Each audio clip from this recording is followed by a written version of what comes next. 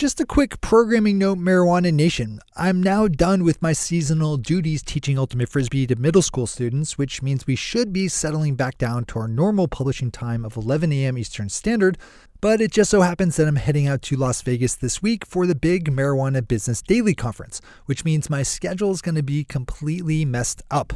My normal waking time is somewhere around 4:45 a.m. here in Maine, which means that when I'm out in Vegas, staying up late with its West Coast time zone, I end up falling into my hotel bed each night right around the time when my body starts waking up for the day. I will be continuing to produce the show while at West, but I'm letting go of all promises of what time that will be done by each day. So apologies for that. We should actually be back to our normal publishing schedule a week from today. Good morning, Marijuana Nation. It's Monday, November 13th, 2017, and you're tuned in to episode 372 of Marijuana Today Daily. I'm your host, Shay Gunther, and I'll be walking you through today's marijuana news and headlines. As always, we have a full and busy day of cannabis news in our hands, so let's jump right into it. Our top story of the day brings us up north to Canada, where on Friday, the federal government released a proposal for taxing legal marijuana starting next summer. And there's a lot of concern from patient advocates over the plans to impose the taxes on both adult use and medical sales. The proposed federal tax would add $1 to each gram of cannabis sold, or 10% of its final retail price, whichever is higher, with the money to be split between the federal government in Ottawa and provinces and territories. In response to the criticisms from the industry and patient advocates over taxing medical marijuana patients, Bill Blair, Parliamentary Secretary for the Minister of Justice, said that the government's task force on medical legalization recommended that the tax be the same so as to not provide any kind of economic incentive for people to cheat their way into the medical program. This is an interesting story that we'll no doubt be checking back in on as it evolves.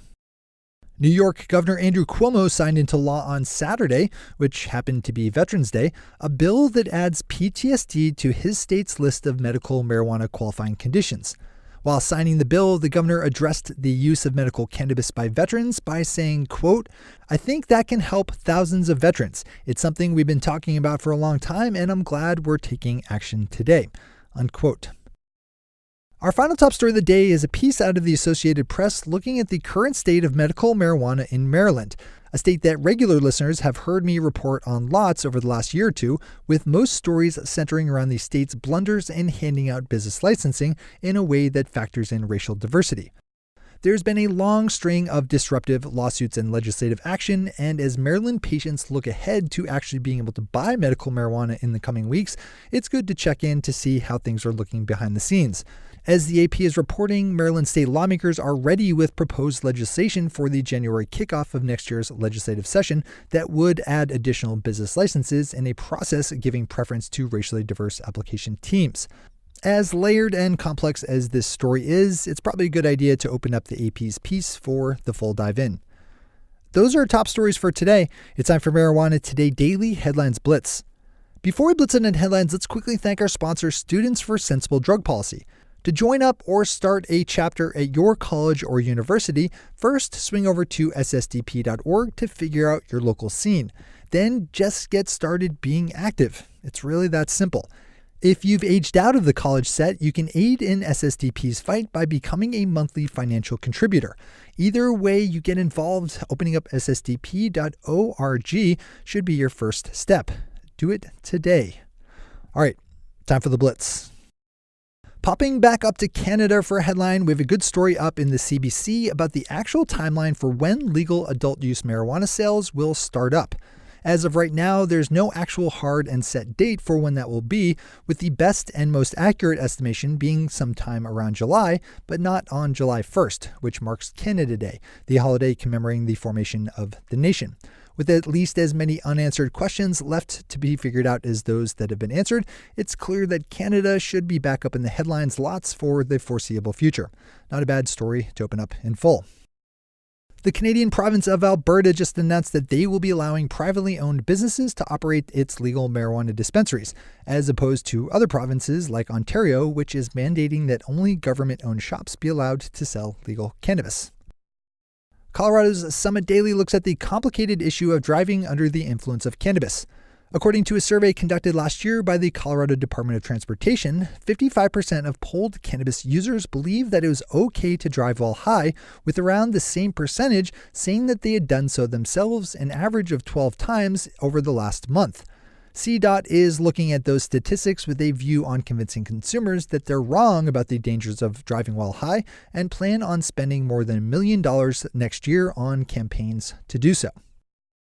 A new report set to be released this week out of New York State looking at the city of Buffalo and how its marijuana laws have been more heavily enforced in communities of color, with Black and Latino residents making up 76% of those arrested in surrounding Erie County for low-level cannabis charges, even though they make up just 18% of its overall population and use cannabis at the same rate as whites. In Buffalo, Black people are 7 times more likely to be arrested for possessing marijuana than white people are. The report will be released tomorrow and was developed thanks to the folks over at the Drug Policy Alliance, which you can learn more at over at drugpolicy.org. State lawmakers in Wisconsin just sent a bill to the desk of Governor Scott Walker that will legalize the cultivation of industrial hemp.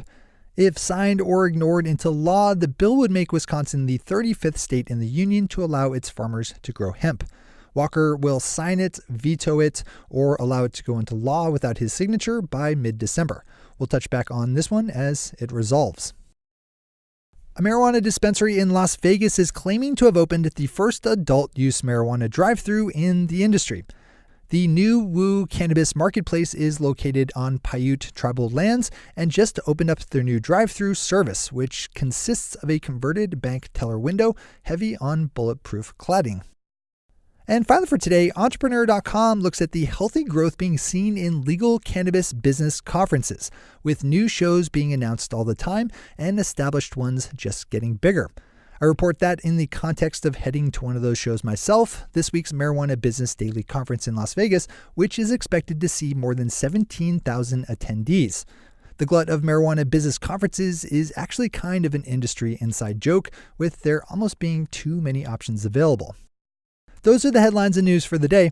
I'll be back with you again tomorrow morning with another information-packed episode of Marijuana Today Daily. But in the meantime, if you have any stories to share or feedback to give, zip us an email to headlines@mjtodaydaily.com. And while you're clicking around the interwebs, swing over to our Twitter account at mjtodaydaily and visit our website at mjtodaydaily.com to find links to all the news we cover. Thanks to our sponsor, SSDP, and to all of our awesome patron listeners for the support that makes this show possible. To join the illustrious ranks of the patron listeners yourself, swing over to our website at mjtodaydaily.com and click on that big blue button at the top of the page that says Become a Patron. I'm your host, Shay Gunther. Thanks for tuning in, starting your day with marijuana today.